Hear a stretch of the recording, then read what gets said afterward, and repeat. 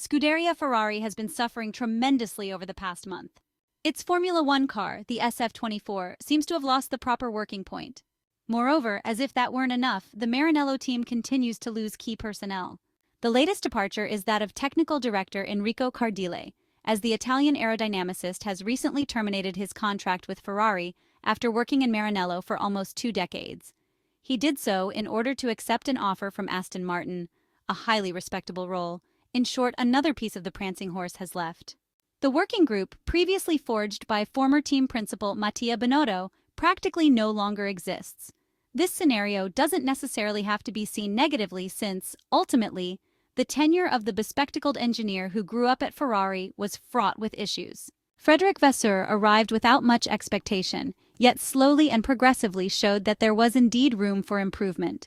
Until the Monaco Grand Prix weekend, the historic Italian team had shown steady progress. From then on, something broke, a context that has resurfaced more than once within the Maranello team. In this case, we are talking about the failure to make the expected leap in quality from the aerodynamic updates, which should be carefully considered alongside another fact that perhaps not everyone has noted. We are referring to Ferrari's inability to extract the right performance even with the aerodynamic package introduced at the Imola circuit. Yes, because even without the new floor, the car does not work, and the same porpoising effect is present.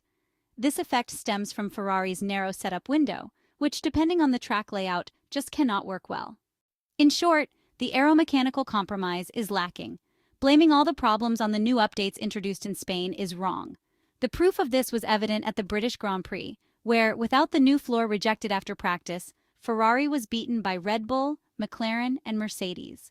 Many problems stem from a setup that cannot handle the transition between slow and fast corners, because when the operating window is too short, something always remains uncovered. This is the current situation of the historic Italian team, which is working tirelessly to change the performance narrative of the last 4 races.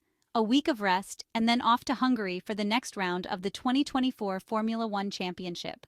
The temperatures will be significantly higher than those encountered in England, and the setup compromise will undoubtedly be less complicated. These are 2 factors that should help Ferrari, which is determined to optimize the weekend spent in the East. To do this, the #1 goal remains the same: to find the working point of the SF-24 car, which must be well balanced. It won't be easy to get out of this moment of technical impasse because morale is not high and motivation is not always easy to ignite. From an operational standpoint, we are talking about the latest updates. Team principal Frederic Vasseur believes that the data collected at the Silverstone circuit is very important, because when mistakes are made, you can learn from them. They have figured out how to eliminate aerodynamic bouncing, they say, managing the car's ground clearance better. In Formula One, words don't carry much weight, as only actions make a difference. Some believe that at the Hungaroring circuit, the new aerodynamic package can be used due to the lack of fast corners that trigger bouncing. However, at the Spa-Francorchamps circuit in Belgium, the 14th round of the 2024 Formula One Championship, the extreme speed of this track will not allow the use of the latest aerodynamic updates. According to information recently reported by various Italian news media outlets, Ferrari's goal is not to diversify the package based on the layout. On the contrary, the target is to make it work on all circuits and, as a result, unlock the yet unexpressed performance of the upgrades. More downforce is seen in the data, but the track does not reflect this. Comparative tests will continue because the calculations from the English data need confirmation. For this reason, we cannot rule out that during Friday's free practice session in Hungary, another test will be conducted in order to enhance the understanding of the new SF-24 aerodynamic package. Meanwhile, work is being done tirelessly to widen the setup range of the SF-24 because it is currently the biggest headache that significantly limits the car's performance, regardless of the technical version on the track. Speculating on how many months of delay might accumulate is a futile exercise. This does not mean that everything will be fixed in a couple of weeks. On the contrary, it is still unclear how to resolve the problems. The timing of various maneuvers cannot be scheduled because only the supreme judge, the track, can confirm the resolution of the current problems. Meanwhile, the Maranello team must stay united. The Ferrari engineers and technicians need to maximize what they have and, if possible, take advantage of any small opportunities that may arise over a race weekend, while Charles Leclerc and Carlos Sainz must minimize errors as much as possible, waiting for the better times that, to be completely honest, may never come in the 2024 Formula One Championship. Ferrari's recent miserable Formula One run has included the mid-weekend abandonment of its Spanish Grand Prix upgrade 2 events later at the British Grand Prix. But was that upgrade the real problem?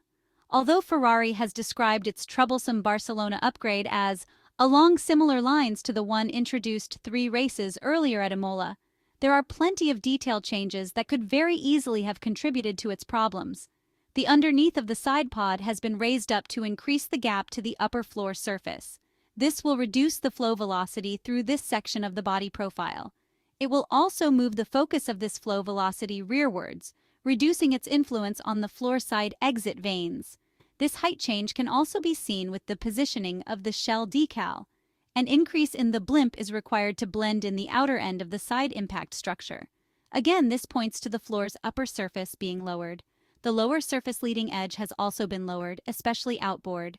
Looking at the changes made by Ferrari between the latest 2 versions of the SF-24 cars as a whole, reducing the flow velocity through the undercut area will reduce its impact on scavenging the front corner of the floor. It also creates more of a double floor concept, as opposed to a turning moment on the flow going through this undercut area. Lowering the leading edge and the throat will increase the underfloor's potential for flow separation, especially at low ride height. Personally, we don't see any positives from this. Yes, Ferrari might just get a little more high ride height downforce from the underfloor, but it will very easily lead to low ride height inconsistency. When you introduce developments and they don't improve the performance of the car as expected, then you need to make sure you learn from it to improve or change your development path for further developments. Ferrari will have to look very closely at what the differences are in the ride height aero maps that both specifications generate. From that, they will define a new development route. If there is not time to exploit that understanding further and manufacture new parts before the next race, the Maranello technicians will decide which specification, the Imola or the Barcelona one, to run based on what else they need to understand before committing to new components.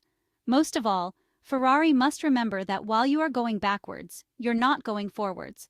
The Italian Marquez started the season as Red Bull's closest challenger and closed to 24 points behind the champions with a prized win in Monaco in the 8th round.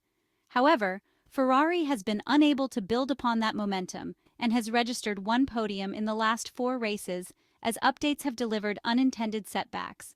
But team principal Frederic Vasseur has underlined that he is unconcerned with the championship standings, as his attention is fixated on helping Ferrari to get back competing with its rivals, also pointing out that the Maranello-based squad required time to delve through all the data before coming to a conclusive decision.